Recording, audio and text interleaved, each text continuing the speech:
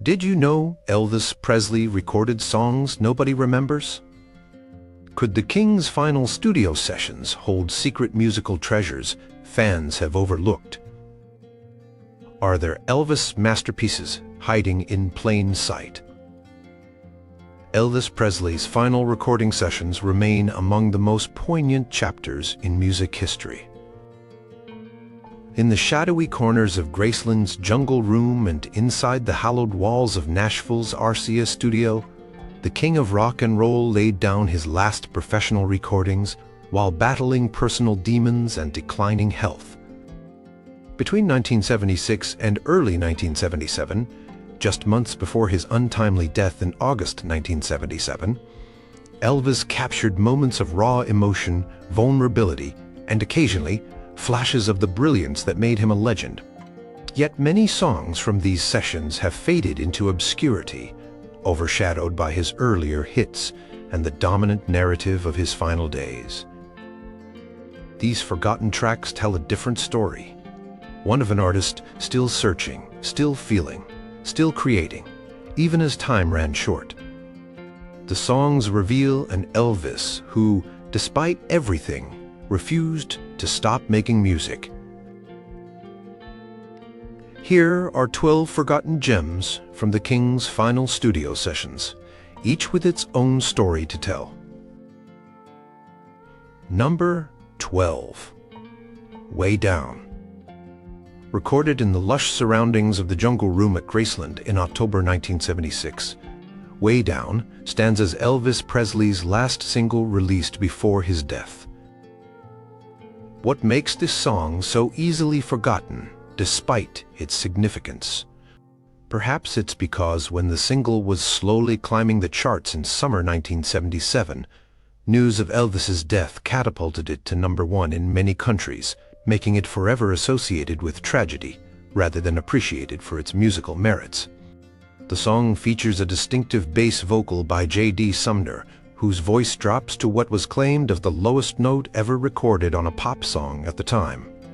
Elvis producer Felton Jarvis later added overdubs to the raw jungle room recording, adding polish that some critics argue diminished the organic feel of the session. During the recording, Elvis seemed particularly engaged, directing the musicians with unexpected energy. He requested multiple takes, focusing on capturing the right groove, a flash of the perfectionist who had commanded Sun Studio sessions 2 decades earlier.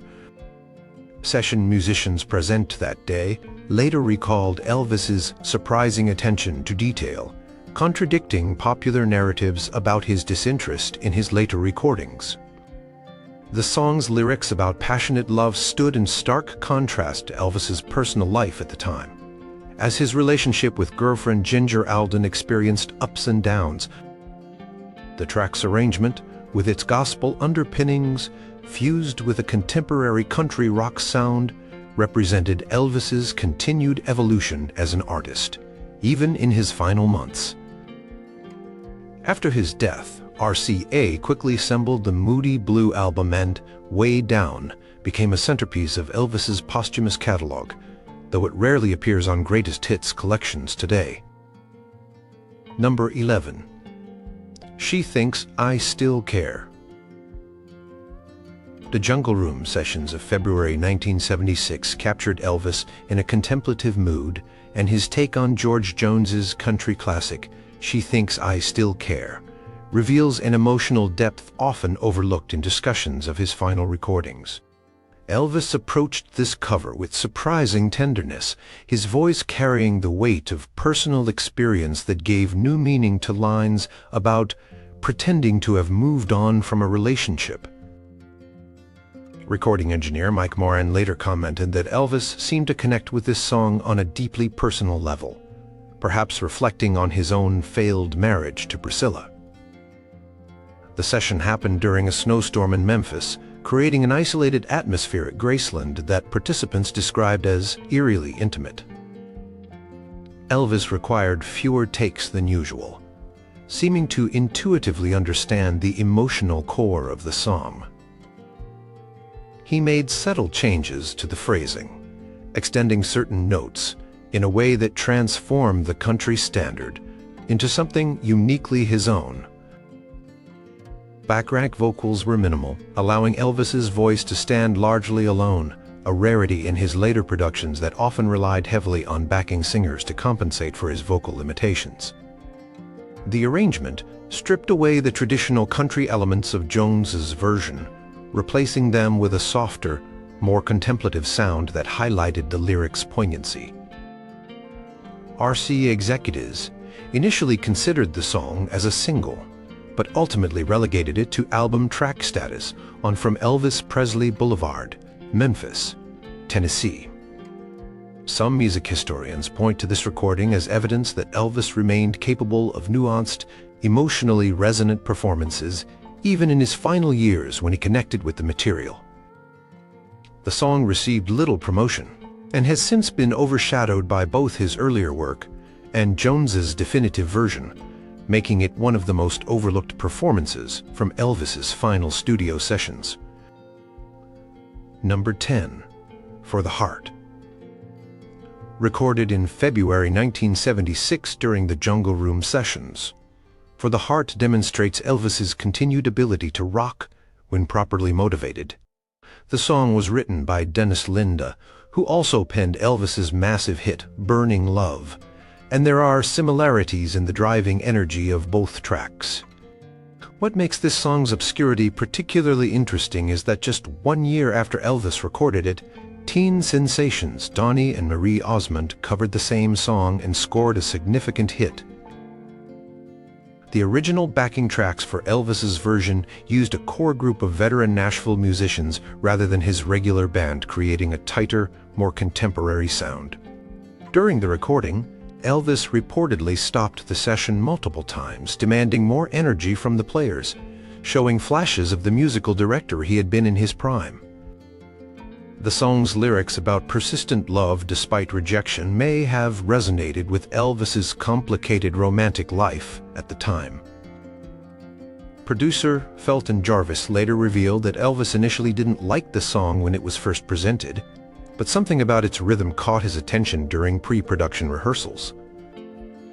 The vocal Elvis delivered contained surprising power and range for this late period, with several high notes that challenged the narrative of his vocal decline. Studio documentation shows Elvis completed the master take in just 3 attempts, efficient work that contradicted reports of his studio lethargy during this period.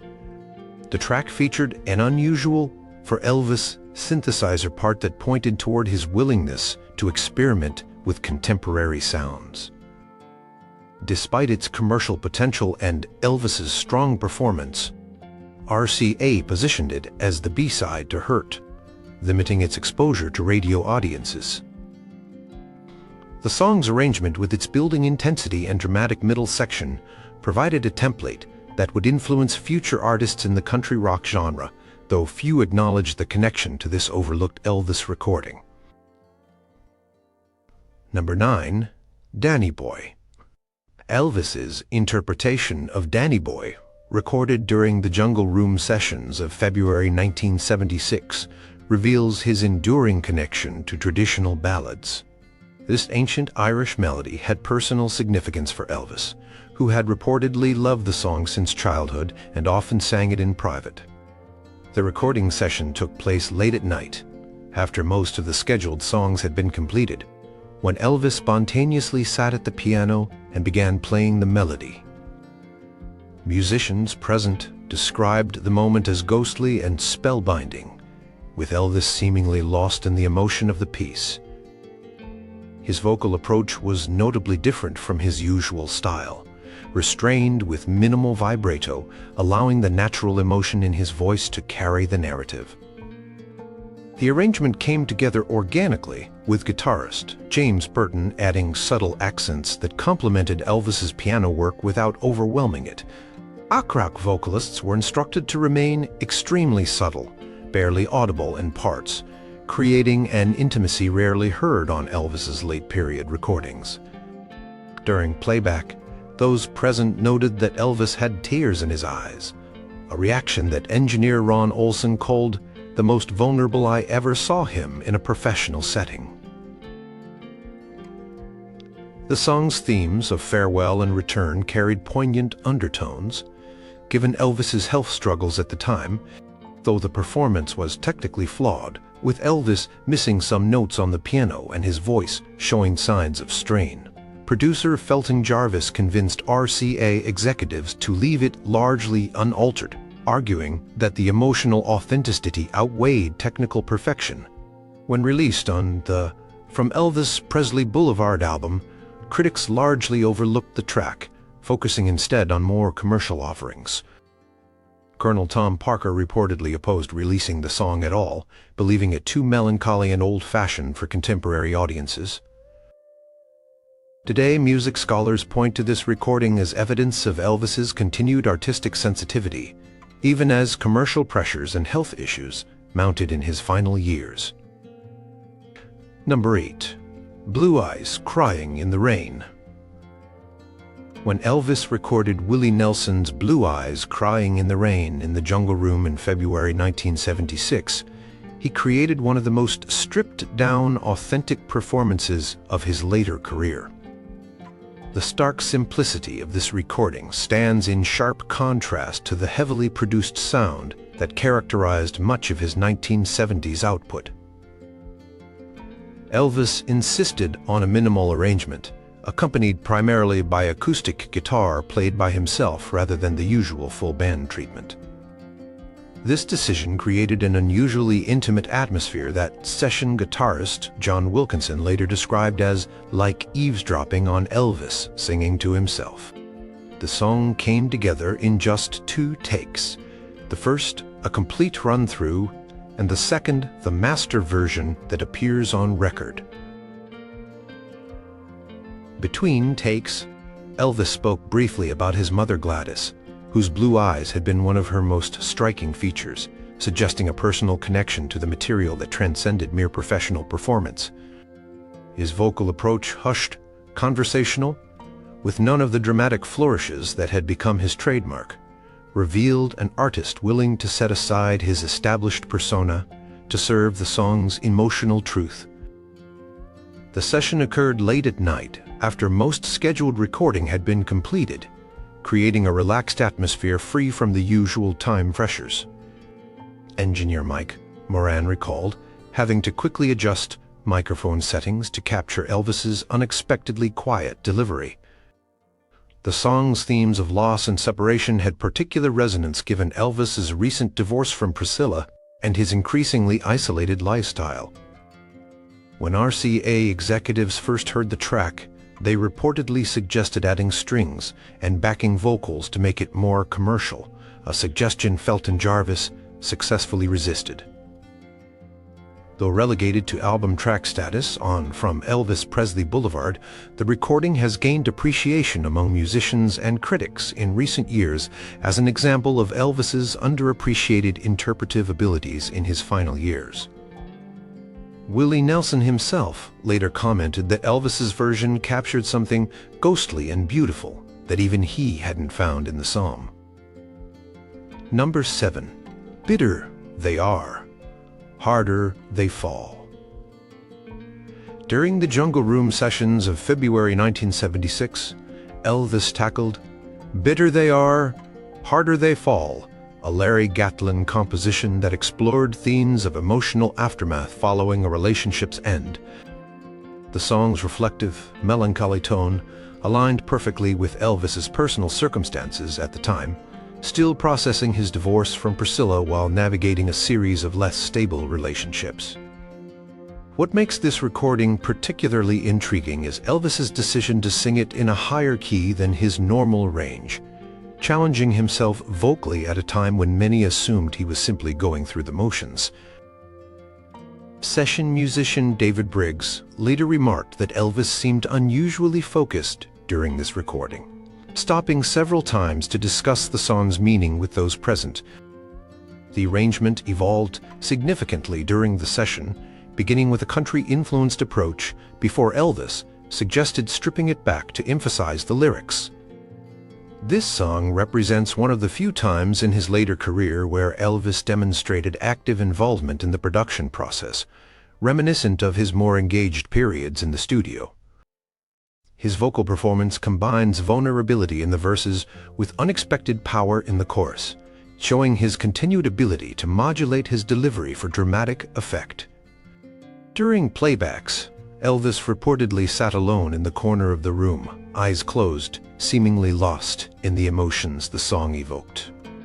Engineer Ron Olson documented that this was one of the few recordings from these sessions that Elvis requested to hear multiple times after completion. When released on From Elvis Presley Boulevard, the song received little promotional attention, overshadowed by more commercial tracks. Music journalist Alana Nash later wrote that this performance revealed glimpses of the old magic that contradicted the prevailing narrative of Elvis's creative decline. The rawness of emotion in the delivery suggests autobiographical connection that makes the track historically significant in understanding Elvis's mindset during his final recording sessions. Larry Gatlin would later comment that Elvis's interpretation brought dimensions to the song that he hadn't even realized were there when he wrote it. Number 6. Pledging My Love. Recorded during the October 1976 Jungle Room sessions, Elvis's version of Pledging My Love connected him to the early rock and roll era, as the song was originally a hit for Johnny Ace in 1955, the year Elvis's own career was taking flight. The recording took on unintended poignancy when, like Johnny Ace, who died young at age 25, Elvis would be gone within a year of making this record. During the session, Elvis reminisced about hearing Ace's version on the radio when he was still driving a truck in Memphis, creating a full-circle moment that wasn't lost on the musicians present. The arrangement Elvis chose differed significantly from contemporary productions, deliberately evoking a 1950s aesthetic with doo-wop style, backing vocals, and minimal instrumentation. This stylistic choice represented a rare moment when late-period Elvis explicitly reconnected with the musical foundations of his early career. Elvis performed the song sitting down at the piano, occasionally playing along, creating what session bassist Norbert Putnam called the most relaxed atmosphere of the entire Jungle Room recordings. His vocal performance featured a gentleness rarely heard in his 1970s recordings, with engineer Mike Moran noting that Elvis used head voice techniques I hadn't heard him employ in years. The song required just 3 takes, the first for arrangement, the second nearly perfect, and the third becoming the master version released on the Moody Blue album. Between takes, Elvis spoke about his affinity for ballads, remarking that the world might remember me for shaking around, but I always loved singing the slow ones the most. The recording stands as one of the few from these sessions where Elvis's voice shows minimal signs of strain or fatigue, suggesting careful preparation or particular affinity for the material. When assembling the posthumously released Moody Blue album, producer Felton Jarvis positioned this track as the emotional centerpiece, though its subtle charms were overshadowed by more dramatic songs in contemporary reviews. Music historian Peter Gurownik later pointed to this performance as evidence that, even in his final months, Elvis could still summon the tender nuance that first made him exceptional. Number 5. Moody Blue. Recorded in the Jungle Room in February 1976, Moody Blue would inadvertently become the title track of Elvis's final studio album, released just before his death. The song's pop-country fusion sound represented RCA's attempt to position Elvis within the contemporary music landscape of the mid-1970s. Session documentation reveals that Elvis initially struggled with the song's unusual structure, requiring more takes than most recordings from this period, suggesting his continued perfectionism despite health challenges. Written by Mark James, who also penned Elvis's massive hit Suspicious Minds, the song featured lyrical themes of emotional unpredictability that seemed to mirror Elvis's own volatile state during this period. The recording's distinctive sound came partially from the unusual decision to feature electric piano prominently in the mix, a more modern texture than typically associated with Elvis. During the session, Elvis surprised the production team by suggesting specific EQ settings for his vocals, demonstrating more technical engagement than many accounts of these late sessions acknowledge. Backing vocalist Kathy Westmoreland later recalled that Elvis seemed particularly concerned with the harmony arrangements, stopping several times to work through specific passages with the singers. The song's fade-out ending was actually created after Elvis had left the session, with producer Felton Jarvis deciding that the original conclusion lacked impact. When released as a single in December 1976, Moody Blue reached #1 on the country charts and respectable positions on pop charts, contradicting the narrative that Elvis had completely lost his commercial appeal. Radio programmers were initially confused by the song's genre-blurring sound, with some pop stations refusing to play it, while country stations embraced it. The 45 RPM single was pressed on Blue Kaimaf as a marketing gimmick, one of the first major releases to use colored Paimak as a promotional tool. After Elvis's death, the song gained additional poignancy, with lines about changing feelings and uncertain futures seeming eerily prescient. Despite its commercial success, Moody Blue rarely appears in discussions of significant Elvis recordings, perhaps because its contemporary sound didn't fit neatly into either his rock and roll legacy or his ballad repertoire. Number 4. It's Easy for You. One of the final songs Elvis ever recorded professionally, It's Easy for You, was captured during the October 1976 Jungle Room sessions at Graceland. Written by Andrew Lloyd Webber and Tim Rice, far better known for their theatrical works, the song came to Elvis through a circuitous route involving mutual acquaintances in the London music scene. The lyrical content, focusing on someone who offers glib advice without understanding another's suffering, struck a chord with Elvis, who told those present that he related to being misunderstood by those around him. Elvis's performance stands out for its unusual vocal approach. He begins in an almost spoken conversational tone before building to an emotionally charged conclusion. Session pianist Tony Brown later reported that Elvis repeatedly practiced the song's difficult melody line during breaks, showing a commitment to technical precision that contradicted popular narratives about his disengagement. The arrangement evolved significantly during the session, beginning with a full band approach before Elvis requested stripping back to primarily piano accompaniment, creating one of his most intimate late-period recordings. Between takes, Elvis discussed the song's theatrical origins, showing awareness of contemporary musical trends beyond his own genre. His vocal performance contains moments of genuine anger in the climactic sections, emotion that engineers present believed reflected personal frustrations rather than mere professional interpretation. The song required 7 takes, an unusually high number for these sessions, with Elvis pushing himself vocally on each successive attempt. Backing vocals were deliberately minimal, arranged to emphasize rather than cushion Elvis's lead performance. When assembling the posthumous Moody Blue album, producer Felton Jarvis positioned this track last, creating what would become the final song on the final Elvis album, released during the 20th century. Critics largely overlooked the song upon release, focused more on the circumstances of Elvis's death than the actual music. Andrew Lloyd Webber later commented that Elvis's interpretation brought dimensions to the composition that even he hadn't fully recognized, particularly in the emotional buildup of the arrangement. The recording's stark production and confessional tone make it stand out from the more produced sound typical of Elvis's 1970s output, providing a rare glimpse of artistic vulnerability in his final months. Number 3.